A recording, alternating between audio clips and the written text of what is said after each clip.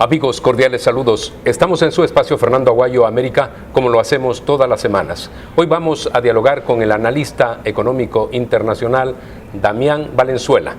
Vamos a hablar sobre la geopolítica financiera, qué sucede con los mercados en nuestro continente, cómo debe actuar la gente frente a situaciones de corte político y otras más.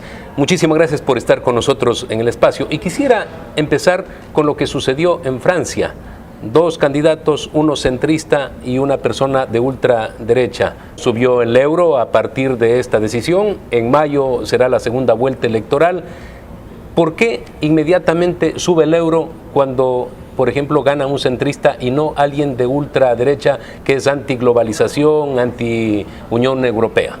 Y bueno, porque básicamente nosotros necesitábamos en este panorama de alta incertidumbre, que empezó no necesariamente con este fenómeno europeo o lo que está pasando hoy en Asia, sino que empezó ya acá en Latinoamérica con el famoso Brexit colombiano, por así decirlo, cuando lo que se esperaba, que el pueblo colombiano vote a favor de la paz, en su momento se dio un quiebre. Después llegó Donald Trump, que es un outsider absoluto de la política. Tampoco lo estábamos esperando, porque en la realidad hay muy poca gente que en el proceso electivo haya considerado la posición de Donald Trump como una posición viable.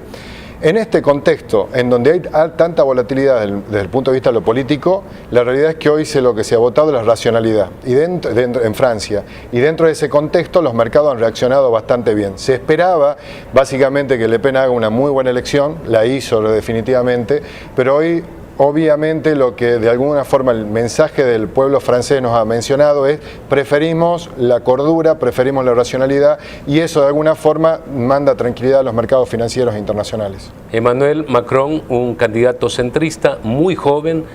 Su experiencia es de haber sido ministro de Comercio Exterior, no había sido elegido antes a nivel de voto popular. ¿Crees que podría ser un buen presidente para Francia? Sí, definitivamente, porque aparte logró captar y tomar la necesidad actual del pueblo francés. Y yo creo que frente a la situación de Le Pen y la de él, hoy el pueblo francés va a terminar eligiendo el mal menor. O sea, es verdad que tiene falta de experiencia a la hora de la construcción política, pero también es cierto que ha logrado en muy poco tiempo, porque definitivamente es muy poco tiempo lo que ha construido su poder político, ha logrado captar la voluntad pública y está empezando a construir alianza a los efectos de consolidar su poder interno. A partir de ahí tenemos que ver las próximas elecciones, que son las de la Asamblea, porque esto puede terminar siendo la ganancia de un candidato que ha logrado el voto popular, pero que a la hora de la construcción de alianzas políticas en la Asamblea no lo logre, y eso definitivamente nos generaría una nueva controversia en el corto plazo. En el caso de los Estados Unidos, 100 días en el gobierno, el señor Donald Trump, ¿cuál sería la evaluación que podrías hacer al respecto? A ver, sigue siendo impopular. ¿Ha cumplido lo que ofreció o no? ¿Lo ha hecho bien o no lo ha hecho tan bien en estos 100 días? En estos momentos se señala que tiene un 42% de aceptación, un 53% de rechazo. Hoy todo el mundo está hablando de Trump. Y básicamente un político necesita vigencia para construir poder. O sea, te debería decir que lo está haciendo bien. No sé si lo hace bien para Estados Unidos o para el mundo, pero para él, para la construcción de su poder político, lo está haciendo excelente. Insistir en la construcción del muro, que incluso hay una negociación o discusión dentro del Congreso para fondos para poder iniciar esa obra. ¿Qué te parece a ti? Demagogia latinoamericana. Eso es populismo latinoamericano llevado a la primera economía mundial. La realidad es que México es el principal socio comercial que tiene Estados Unidos. Necesita Estados Unidos de México y México necesita de Estados Unidos. La realidad es que esa discusión se va a terminar cerrando en escritorios individuales con acuerdos bilaterales, y lo del muro va a terminar siendo la anécdota para la publicación de diarios y revistas. Se necesitan los dos países. Escuchaba al expresidente Felipe Calderón y decía: hay que ser conscientes de la importancia que tiene incluso para el empleo en los Estados Unidos, porque partes y piezas de vehículos se trabajan en los Estados Unidos y luego van a México. Vos tenés que entender que la relación México-Estados Unidos va más allá de los posibles 8 años de Donald Trump. Entonces, cuando uno mira históricamente los procesos, una década que para alguien que lo vive puede ser mucho, en la historia institucional de los países termina siendo una anécdota que capaz abarca 3 páginas de un libro de historia. Estamos dialogando con el analista económico internacional, Damián Valenzuela. Vamos a hacer un corte comercial. Retornamos inmediatamente. Estamos en el espacio Fernando Aguayo América, que se realiza en la ciudad de Guayaquil, Ecuador.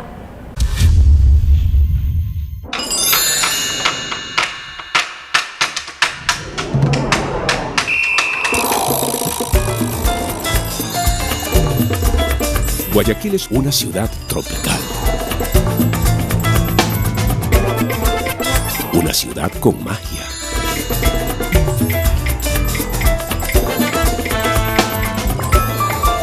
De sabores por disfrutar. De lugares por descubrir.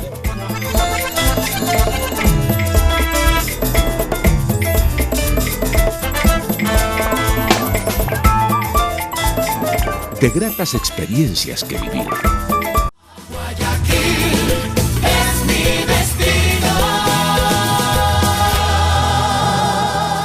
Este programa es auspiciado también por el Aeropuerto de Guayaquil y ha sido premiado en los últimos años por su excelente servicio y además por su moderna infraestructura.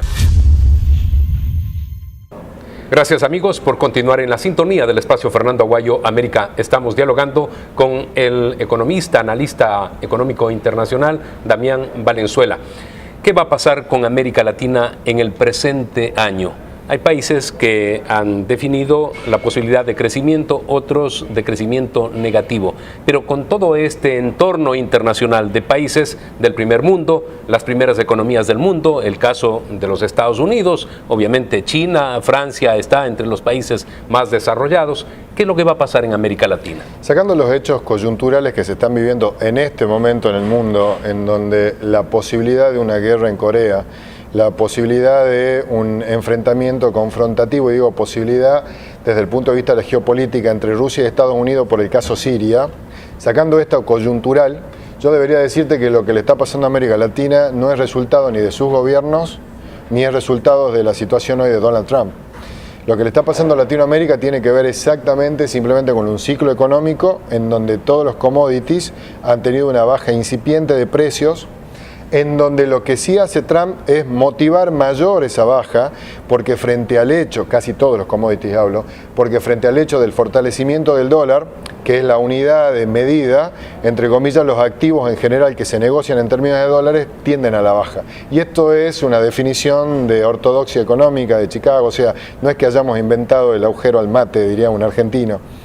En definitiva, hoy, más allá de que los gobiernos de América Latina en su proceso de gestión hagan bien o mal su trabajo, la realidad es que hay un contexto macro que hacía que los bolsillos de los latinoamericanos estén flacos.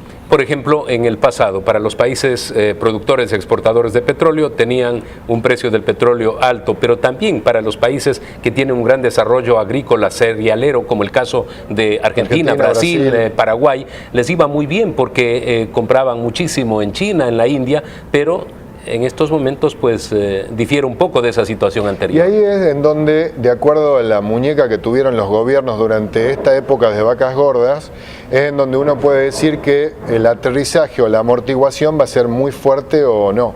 En el caso de Argentina, directamente fue un quiebre. Hoy en Argentina vos tenés una inflación de un 25-26%, intentada controlar por el gobierno de Mauricio Macri a fruto de pagar tasas de interés que están en el 25% con letras del Banco Central, obviamente en un modelo que eso en el mediano plazo no se sostiene y que genera de que sea más conveniente especular contra el gobierno argentino o especulando con bonos o títulos argentinos que invirtiendo directamente. Sin embargo, en este contexto también hay que aceptar que en toda Sudamérica se ha dado un fenómeno de transferencia de poder de lo que se denomina la izquierda sudamericana hacia la derecha sudamericana, salvo contadas excepciones, como son en este momento Bolivia, en este momento Ecuador. Lo de Venezuela lo saco de contexto porque definitivamente eso no tiene que ver ni siquiera con izquierda o con derecha, tiene que ver con una crisis económica, coyuntural, institucional tremenda y que además es finalizadora, o sea, estamos viendo los últimos momentos del modelo venezolano. Después tenés dentro de ese contexto latinoamericano a Cuba, que también lo saco porque eso va mucho más allá y es un proceso cultural, más allá de lo económico y lo político. Además estamos hablando de 60 años de una dictadura en ese país. Por eso te digo, va más allá de todo proceso y de todo análisis. Pero en el caso de nuestros países sudamericanos, en donde hay cierta institucionalidad, la realidad es que toda Latinoamérica está migrando desde esa época de izquierdas con bolsillos gordos hacia una derecha administradora, porque generalmente la derecha es la encargada de hacer los recortes presupuestarios, la derecha es la encargada de limpiar la economía a los efectos de que después, cuando de vuelta el ciclo vuelva a empezar, de alguna forma las reactivaciones generan de que aparezcan líderes populistas que prometen lo que el pueblo quiere escuchar. ¿Con esto qué quiero decir? Que más allá del fenómeno de si sos de izquierda o de derecha, lo que vamos a terminar pidiendo son líderes racionales e instituciones fuertes que controlen los procesos. Y esto es el gran desafío que tenemos los dirigentes, tanto empresarios, civiles y políticos en toda Sudamérica. La institucionalidad es fundamental y en eso hay ejemplos. Los Estados Unidos de Norteamérica. Tú señalas y el mundo señala que ha llegado una persona impredecible a gobernar Estados Unidos, pero no se resienten las instituciones. Sí, no, aparte porque tenés los contrapesos necesarios. O sea, Donald Trump es muy predecible. ¿En qué sentido? En todo el tiempo tenés que estar dispuesto a que cambie. Si hoy dijo blanco, mañana puede ser negro. Frente a eso, si el cambio es lo constante, vos te acostumbras a ese proceso de cambio y todos los días vas a estar atento. Y en ese contexto podés generar mucho dinero también. Frente a esas definiciones que él plantea, las instituciones van a hacer los contrapesos necesarios a los efectos de que esto se mantenga. Y por otro lado, hablando porque de última Estados Unidos es la expresión del libre mercado o del capitalismo, por otro lado vemos instituciones duras como las comunistas de China, en donde también China se vuelve predecible, con lo cual, por eso yo te hablo de, esto va más allá de la izquierda-derecha, necesitamos pragmatismo. Instituciones... Ese ha sido el centro de tu comentario. Y necesitamos instituciones fuertes. Buenas, malas, habrá cuestionamientos desde el punto de vista de los derechos humanos y las libertades, pero la realidad es que los dos modelos pueden coexistir en la medida de que haya ciertas estructuras que te ayuden o te coayuden a la generación de negocios. La sobrecarga ideológica puede hacer mucho daño. El ejemplo, Cuba, 60 años de los Castro en el poder, Venezuela, 18 años del chavismo que ha destruido a ese país.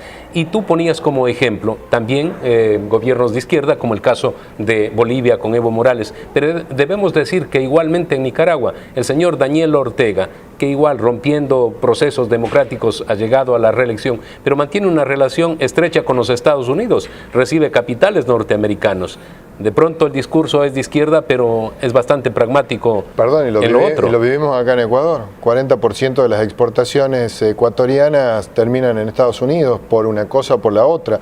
La realidad es que en el mundo, más allá de los discursos que te generan la voluntad política interna, a la hora de firmar los papeles prima mucho la billetera y los líderes populistas son populistas mientras existe una billetera gorda. Cuando la billetera es flaca, definitivamente volvemos a primar la racionalidad. Lamentablemente esto no hace bien a los procesos de país, pero en ese contexto en el que tenemos que acostumbrar a vivir por los próximos 10 años. Tenemos que hacer el segundo corte comercial. Estamos en el espacio Fernando Aguayo, América.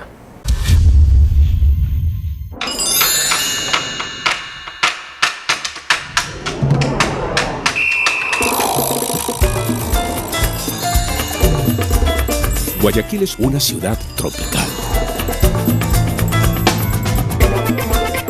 Una ciudad con magia.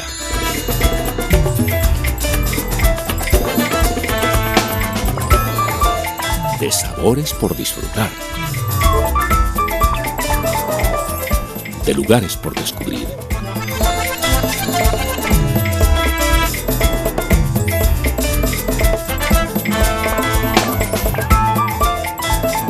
De gratas experiencias que vivir.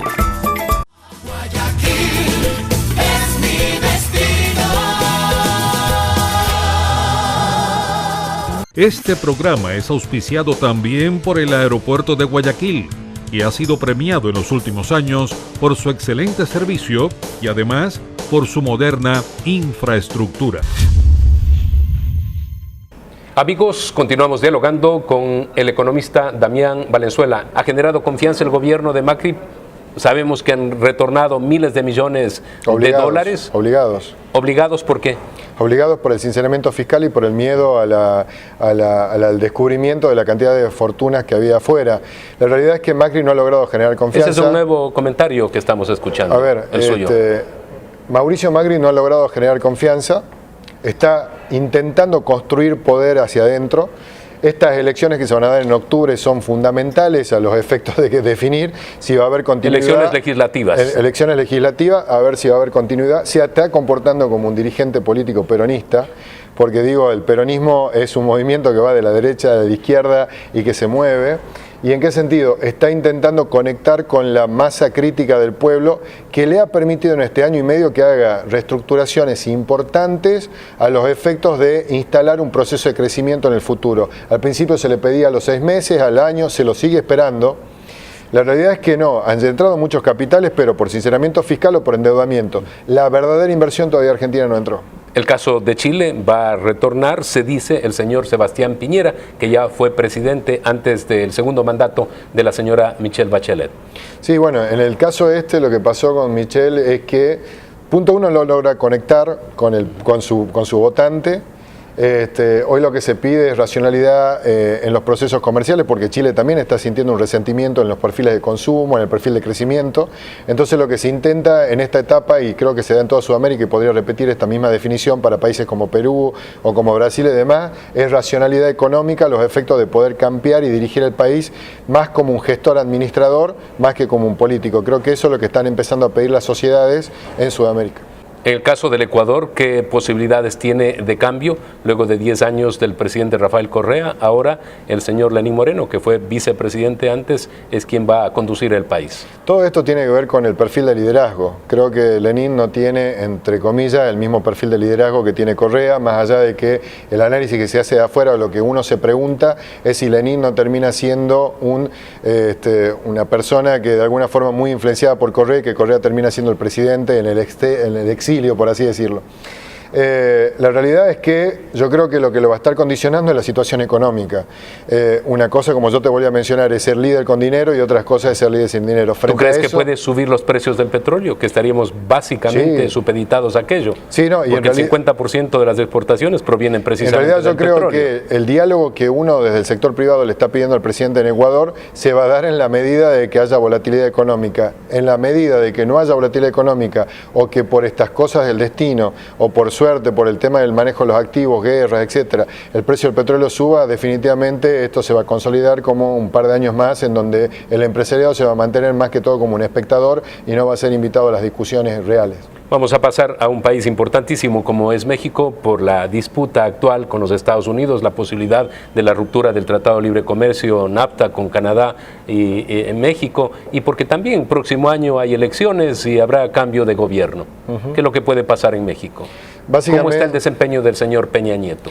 A ver, Peña Nieto está con bajos niveles de popularidad, fundamentalmente porque no ha representado un buen líder en este proceso de controversia con el propio Estados Unidos. México va hacia una renegociación a niveles bilaterales con Estados Unidos, face to face.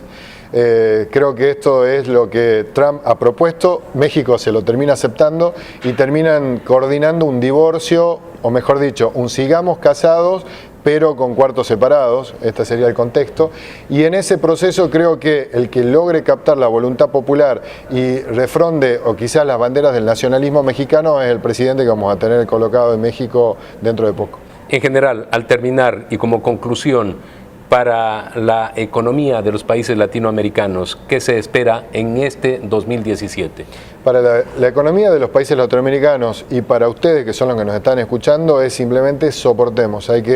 Estamos atrapados dentro de esta coyuntura geopolítica internacional, tenemos que cambiar nuestro paradigma de localismo y pasarlo hacia un paradigma más de Latinoamérica, más de empresario, buscando y aprovechando las coyunturas económicas latinoamericanas, y en específico para los ecuatorianos que nos están viendo, en donde hay una sobrevaloración del dólar y por consiguiente tu economía se vuelve cara, pero también es cierto que lo que vos ganes en dólares te permite tener un mejor poder adquisitivo en el resto de Sudamérica. Creo que sería una oportunidad para que los que puedan diversifiquen sus matriz productivas y salgan a comprar activos en Sudamérica y se vuelvan en empresarios de origen ecuatoriano, comprando activos en el resto de Sudamérica y generando una matriz productiva que ya no solamente corre el riesgo de los 16 millones del mercado local, sino de que de alguna forma diversifique y aproveche cada una de las asimetrías que se dan entre los países. Muchísimas gracias, muy amable por haber estado en nuestro espacio. Fernando Aguayo, América, nos volveremos a ver la próxima semana. Tienen una cita en su canal.